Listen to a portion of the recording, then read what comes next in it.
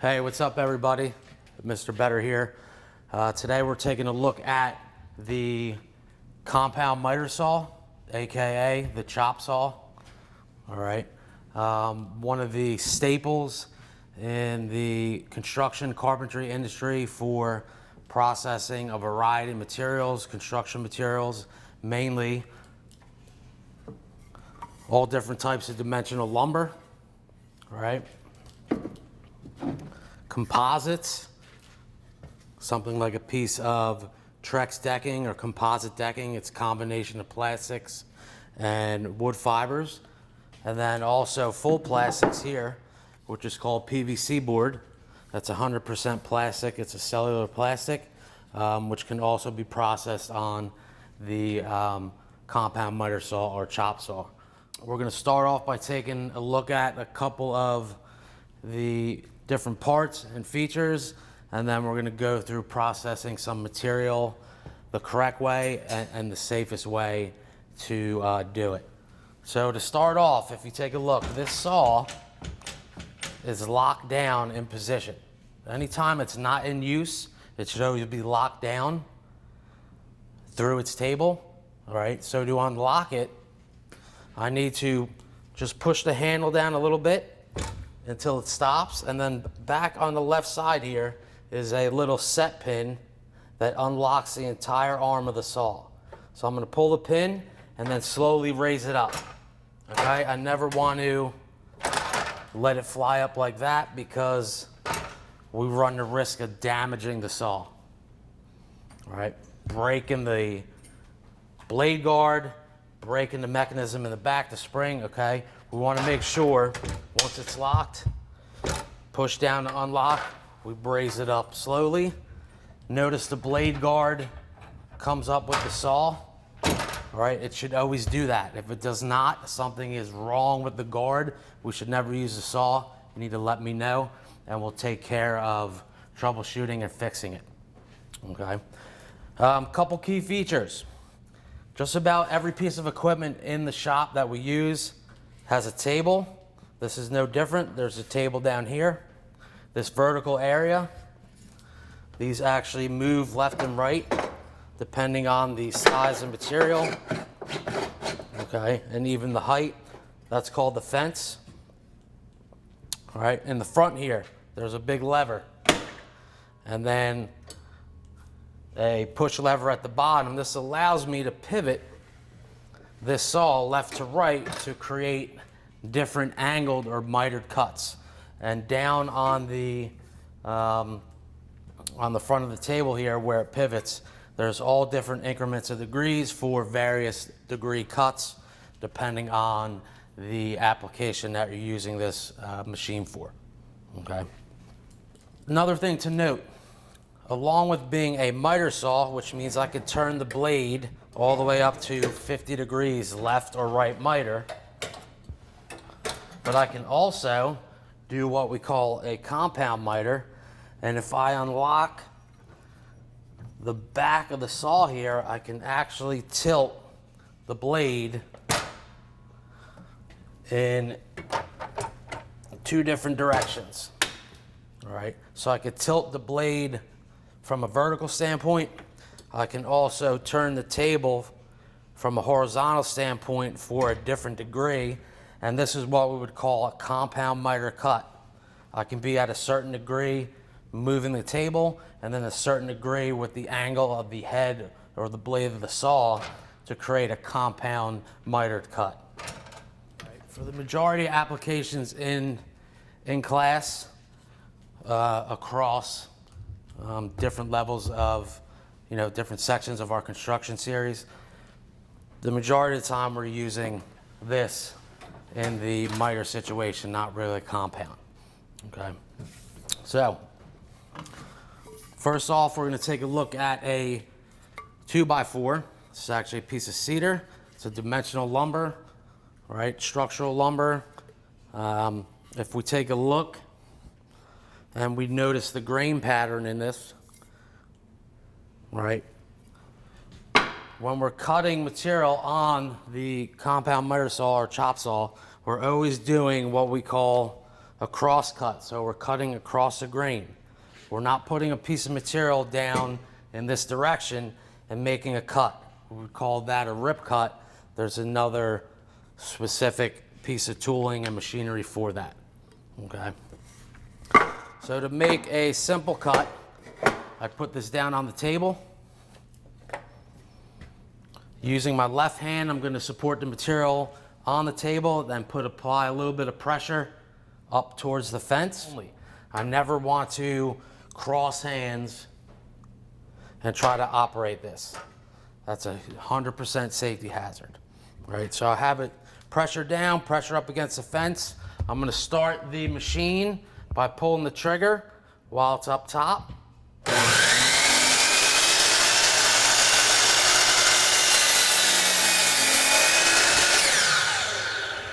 I brought it down nice and slow. Wait till the blade comes to a complete stop.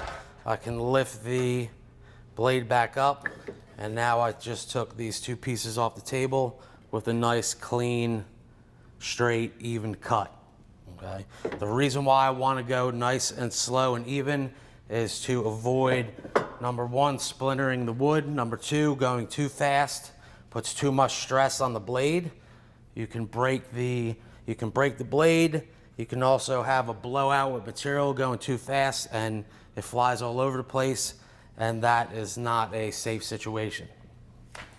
All right, next step, we're going to take a look at making a precise cut. Okay, so let's say, I'm using a basic tape measure here. Let's say I wanted to make a cut of this 2x4 at exactly 12 inches. All right, I'm going to measure it out. I'll make a mark at 12 inches. Okay, then what I'm going to do is use my speed square as a straight edge to mark my cut line. So I'm going to make my mark. All right. The side to my left is my good side. The side to my right, I'm going to put a little X. That's my scrap side. All right. So what's important to realize is, if you take a look at the blade is approximately 1/8 of an inch thick. Okay, so if I line the blade up directly on top of this line, my 12-inch piece of 2x4 is going to be roughly a 1/16 to almost an eighth of an inch short. All right, so rule of thumb, if this is our good material we want to keep, scrap side is to the right where I have this X. I want to line my blade up just to the right of my mark with the left edge of the saw blade, this side, so that when I make this cut, it's going to be approximately 12 inches, the correct dimension that I was looking for. So I'll start it.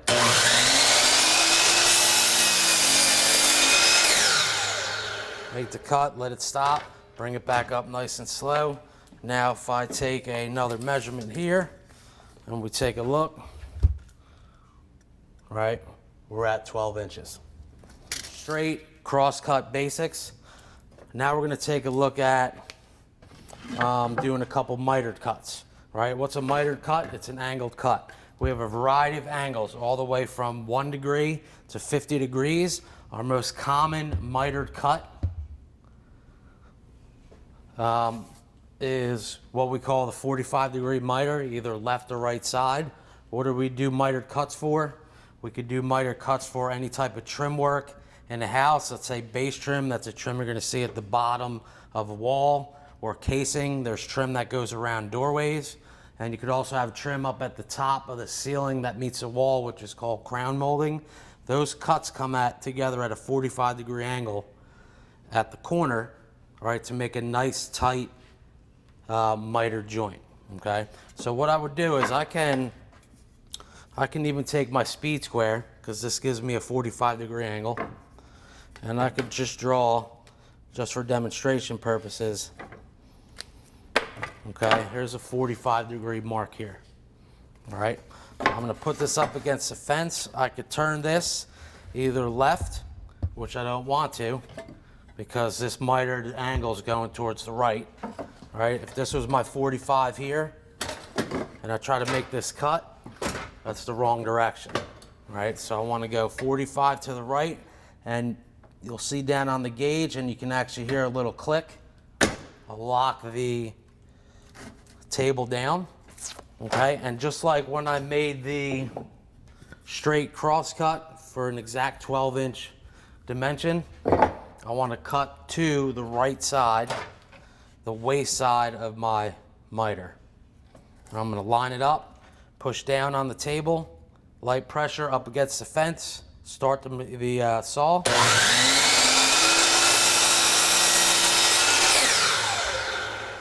Make the cut, let it stop, bring it up.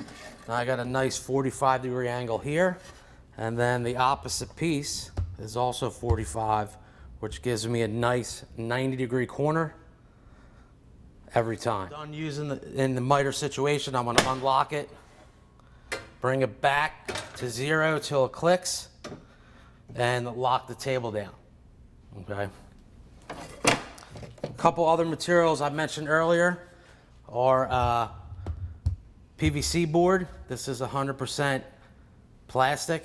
And then also a composite type material, which is this piece of decking, Trex decking, right? It's plastic and also wood fibers. It's very, very dense, very hard.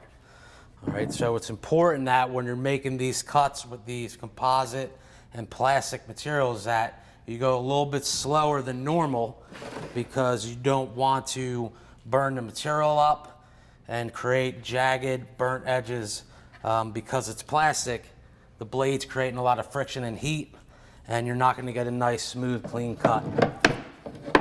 Okay, so I could take this piece of PVC board down on the table. All right, I'll just do a straight cut.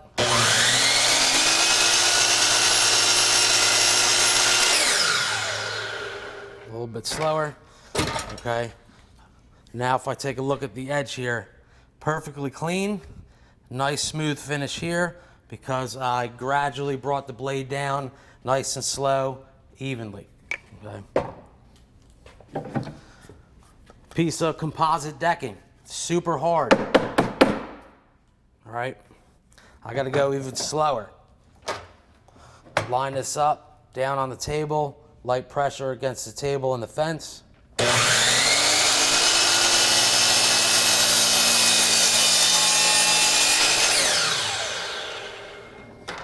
Okay, nice clean cut, no burred edges or burnt edges because you went too fast. For the purpose of the video and sound quality, back here we have our dust collection system. This vent's open, right? You notice as I was cutting, there's all kinds of scrap, sawdust, and waste. All right, when we're using the chop saw or any machine in the shop, we want to make sure the dust collector's on, so it gets collected up back through this opening, through the tube, out through the collection system. When you are done using the machine, we want to make sure we see all this scrap that I cut, right? We have a cutting table to the left and to the right. We want to make sure that we clear off any additional scrap and material, right? We could place it back behind here or in an appropriate scrap bucket, or toss it out if it's no good, right? And last but not least, just like we started the demonstration, we want to make sure we push the saw back down nice and easy, left side, pop the pin in, and lock the machine down back in place. One last safety bit that I'm going to backtrack a little bit on is I can cut material a little bit higher than the fence here, right? This fence is close to, just about over 4 inches. So cutting material higher, let's say I took this 2x, I can cut it this way with no problem.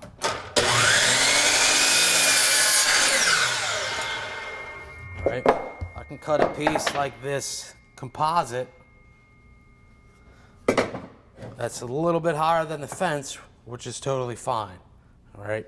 What we don't want to do is have a piece of material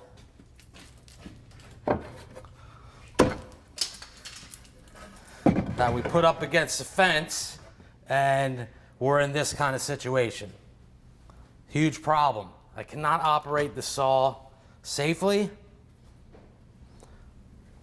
It's in the way of the blade guard, way too high, and it's interfering with